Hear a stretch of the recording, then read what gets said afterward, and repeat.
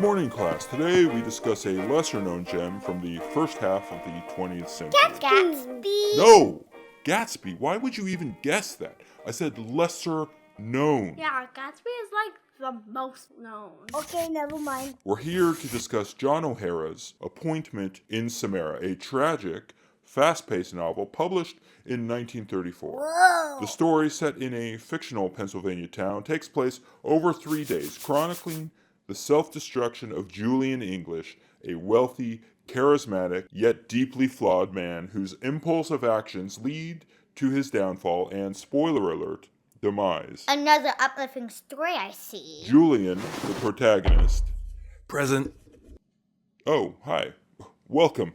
Julian, as you can see, is a handsome, seemingly well-educated businessman. Thank you. That is correct. On the surface, he appears to have everything: wealth, status, and a loving wife, Caroline. Hi, Professor. Hi, Jules. However, we find Julian chafing against the upper-class world, feeling trapped in social conventions, harboring resentment toward his peers, and through all this, drinking excessively. He shouldn't do that. Yeah, it's harmful to your health, sir. It's not my fault. Blame Johnny. You wrote me to be this way. Johnny O'Hara, the author. Excuse me, do we have a problem? There's the big fella. Hey, Johnny. Please, Julian, control yourself. And remember, I go by John. Just John. Or, if you prefer, prolific novelist, playwright, and short story writer John O'Hara. John, welcome. I was just getting into the story here. By all means, carry on. The story opens at Christmas time. There's a celebratory vibe. The town is festive. Julian's Cadillac dealership is doing well. Everything seems great. But our protagonist commits an impulsive act. Putting it lightly. On Christmas Eve, at their exclusive country club, Julian throws a drink in the face of Harry Riley. Harry is a powerful businessman in the community, respected, wealthy, and influential. Julian admires And envies. him. He knows better, but in a drunken moment of pent-up frustration, commits this act that violates the unspoken rules of this town's elite society. Listen, I'd love to take ownership for my actions, but I was clearly overserved. And I mean, is it really that big of a deal? I mean, certainly, I'm not the only one who's dreamed of putting Harry over there in his place. Yes, exactly. Was it really that big of a deal? That is the question. On a macro scale, no. But on a molecular scale, it tipped the first domino.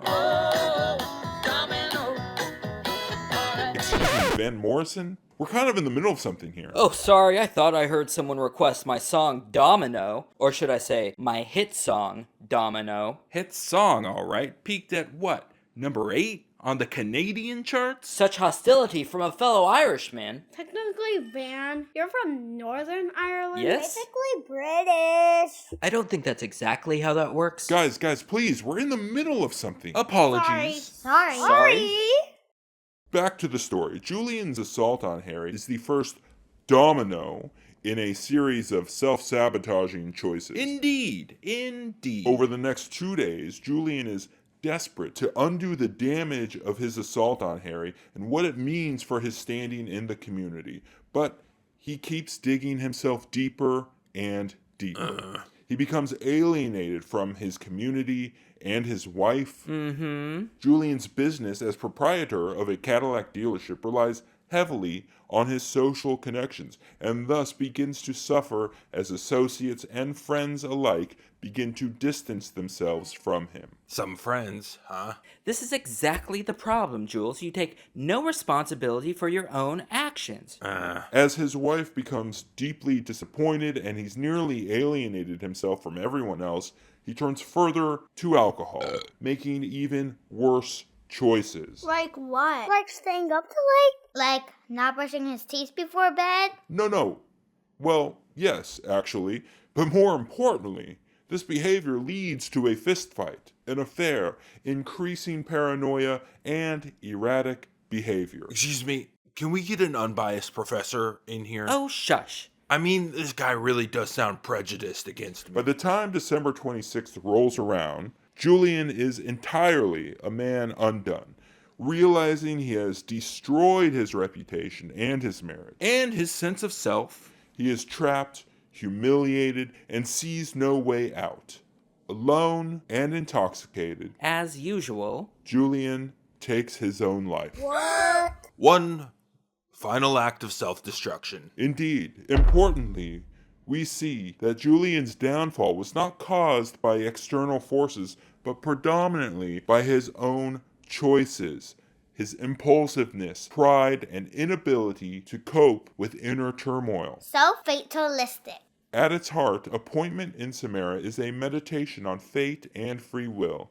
Through sharp, realistic prose, Thank you. John here critiques class divisions, toxic masculinity, and the fragility of social status. Julian's story is not just about one man's downfall.